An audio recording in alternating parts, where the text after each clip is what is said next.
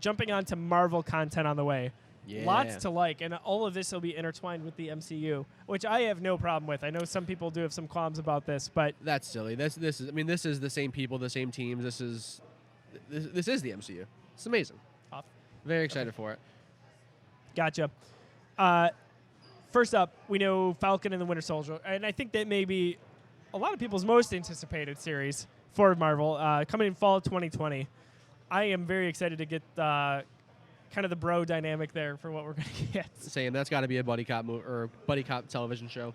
Some of my favorite moments from Civil War are between those two. Yes. One that everybody, I think, would have thought was an absolute pipe dream, Loki. We're getting the Loki series. There was rumors that when this news first broke that it might have been animated, that Tom Hiddleston was just going to be voicing this character, and then they came out and said it's going to be live action. So taking place right directly from the events that we see in Endgame when Loki transports away. Loki from the past transports away, I should say.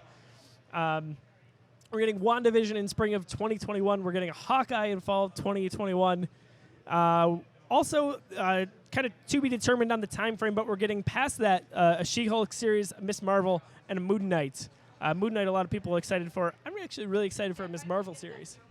I don't know a ton about the character, but in terms of overall popularity and pop culture, like, this is a character on the rise. It's also going to be the one of the protagonists in The Avengers game. Next year. So, lots to like from Marvel there. I think I'm most excited for WandaVision just because of how weird it's supposed to be.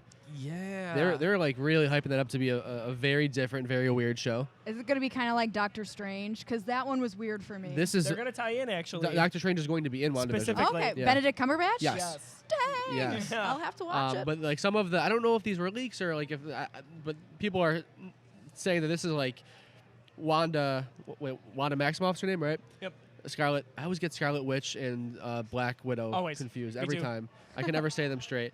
So like she's distraught after losing Vision, and she apparently like has this reality in her head, and it's almost like a 50s sitcom, and that's supposed to be like what the show is about. It looks a little bit Just very weird. dark And from the promo image we got. I'm so excited for weird from That Marvel. sounds awesome. We haven't though. gotten that. We haven't gotten anything like that. Anything that experimental and just out there. So if they can And pull again, that off, Disney can have fun and just play. exactly. Yeah. The other thing was they said when they were talking about Doctor Strange's sequel into the Multiverse of Madness, is that what? That's as close as any of us are going to get. Okay. So we'll call it Doctor Strange 2 for ease. That is supposed to be a weird movie, and they said the closest thing to a horror movie that Marvel has done yet. I don't know really what that means per se. And they also confirmed that WandaVision is a direct prequel to that movie. So the ending of WandaVision was going to be the beginning of that new Doctor Strange movie. Well then. Yeah. And the one thing we're missing on here is the What If series. We're talking about how weird Marvel can get. What can't If believe it, yeah. is going to be awesome too. Animated What If series. They can do anything they want with it. So talk about the premise of that a little bit, John. Yeah. So what if...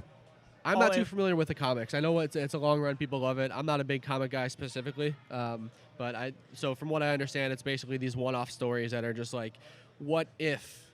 I believe it's based on past MCU events. Like, what if certain things had gone awry or gone the opposite way? Yeah, so the one of them that they talked about is what if Peggy is the one who gets the super soldier injection instead of Steve Rogers? Yes. That's one of the specific examples. There's a couple of There's one with Thanos as well, I want to say. There's basically a bunch. Every person or every actor or actress that was in the MCU that is also going to be in this animated series is reprising the role with their voice. Besides Robert Downey Jr., Chris Evans, and then one more.